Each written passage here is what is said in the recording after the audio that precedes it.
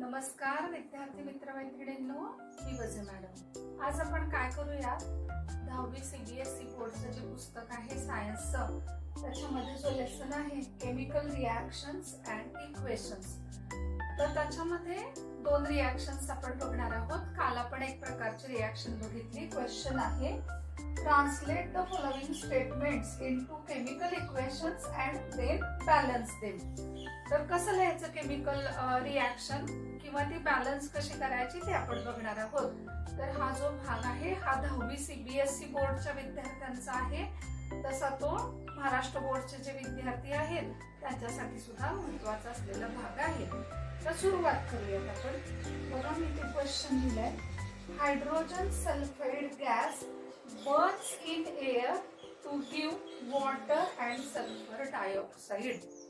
तर आता आपल्याला काय करायचं, याच्यामध्ये रिॲक्टंट्स आणि प्रोडक्ट्स असं दोन्ही बघायचं आहे।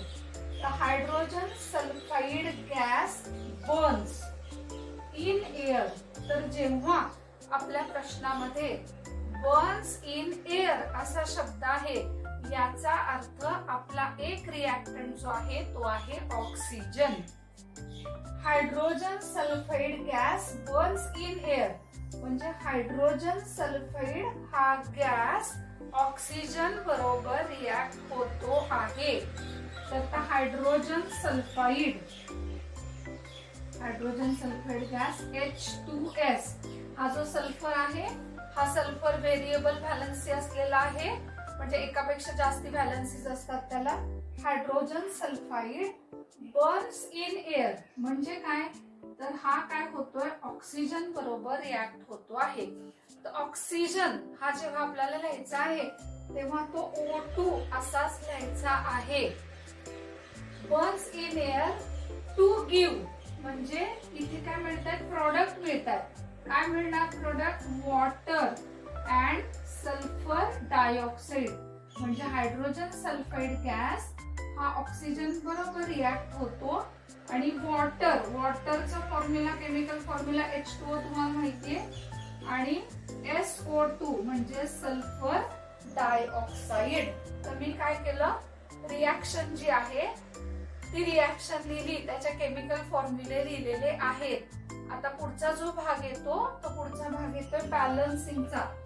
इथे कोण आहे, हायड्रोजन आहे, सल्फर आहे, ऑक्सिजन आहे आणि प्रोडक्ट मध्ये पण हायड्रोजन आहे, सल्फर आहे आणि ऑक्सिजन आहे। तर आता इथे हायड्रोजनची संख्या 2 आहे, सल्फरची संख्या 1 आहे, ऑक्सिजन 2 आहे। इथे पण हायड्रोजन 2 आहे, सल्फर 1 आहे आणि ऑक्सिजन 2 आहे। तर मग इथे काय झालं बघा, ऑक्सिजन जे आहे ते रिॲक्टंट मध्ये झाले ऑक्सिजन 2, इकडे ऑक्सिजन एकूण 3 झालेले आहेत। हायड्रोजन 2 आहेत, सल्फर 1 आहे आणि रिॲक्टंट मध्ये ऑक्सिजन आहेत ते 2 आहेत आणि इकडे आहेत ते ऑक्सिजन आहेत ते 3 आहेत। मग आता काय करते मी, ऑक्सिजनची संख्या जी आहे ती बॅलन्स करायचा प्रयत्न करते। मग ऑक्सिजनची संख्या बॅलन्स करण्यासाठी मी काय करते, हा जो ऑक्सिजन आहे इथे याला 2 ने मल्टिप्लाय करते। आता 2 ने जर मल्टिप्लाय केलं ऑक्सिजनच का, तर इथे मला ऑक्सिजनची संख्या रिॲक्टंट आणि प्रोडक्ट मध्ये वेगळी वेगळी दिसते आहे म्हणून। मग ऑक्सिजन इथे जर मी घेतला तर हे 2O2 म्हणजे काय बघा, 2 ऑक्सिजन आणि इथे समजा असं ब्रॅकेट केला बाहेर तर 2 × 2 किती झाले, 4 म्हणजे रिॲक्टंट मध्ये 4 ऑक्सिजन झाले। मग रिॲक्टंट मध्ये 4 ऑक्सिजन झाले तर मी या H2O ला काय करते, 2 ने मल्टिप्लाय करते।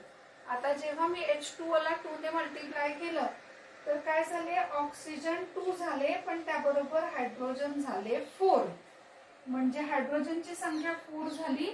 मग हा जो H2 आहे इथे मी काय करते, 2 ने मल्टिप्लाय करते।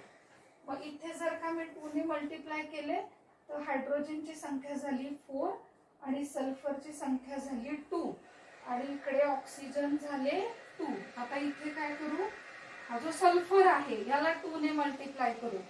आता सल्फर 2 झाले, ऑक्सिजन 2 × 4 आणि हे 2, ऑक्सिजन 6 झाले। आता इथे ऑक्सिजनला मी काय करते, 3 ने मल्टिप्लाय करते. बघा मी सुरुवात केली ऑक्सिजन पासून. ठीक आहे, आता काय करूया, संख्या बघूया. हायड्रोजन 2 × 2 झाले 4, सल्फर झाले 2 आणि ऑक्सिजन झाले 6.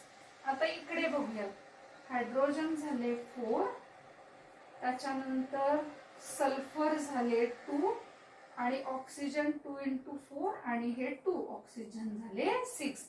अशा प्रकारे रिॲक्टंट आणि प्रोडक्ट दोघांमध्ये असलेली इलेमेंट्स जे आहेत, म्हणजे रिॲक्टंट साइडला असलेले इलेमेंट्सचे जे नंबर ऑफ ॲटम्स आहेत त्यांची संख्या आणि प्रोडक्ट साइड असलेल्या इलेमेंट्स आहेत त्यांच्या ॲटमची संख्या काय झालेली आहे, समान झालेली आहे.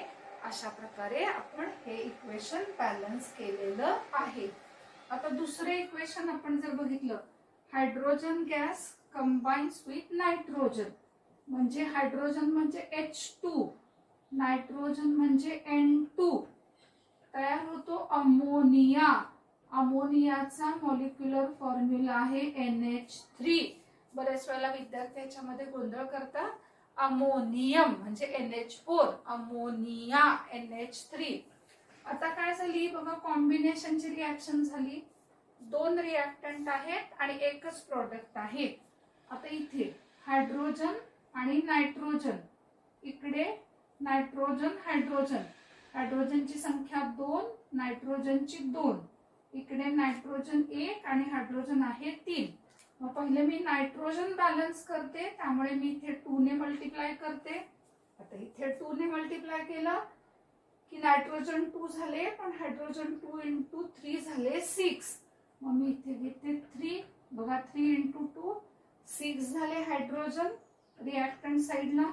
नायट्रोजन 2 झाले, इकडे पण नायट्रोजन 2 झाले आणि इकडे पण हायड्रोजन काय झाले 6 झाले. तर विद्यार्थी मित्रमैत्रिणींनो, अशा प्रकारे प्रॅक्टिस करून तुम्ही कुठलंही केमिकल इक्वेशन कसं बॅलन्स करायचं त्याचा तुम्ही अभ्यास करू शकता. रिॲक्शन ॲज इट इज जर का तुम्ही पाठ केलीत तर ती विसरण्याचा धोका जास्ती असतो. त्याचबरोबर जेव्हा तुम्ही बॅलन्स रिॲक्शन इक्वेशन लिहिता, त्याचबरोबर त्याच्या इक्वेशन कंडिशन्स म्हणजे की रिॲक्टंट आणि प्रॉडक्ट त्याची स्टेट किंवा स्पेशल कंडिशन, टेम्परेचर वगैरे या सगळ्या गोष्टी सुद्धा नमूद करणं तितकंच महत्वाचं आहे.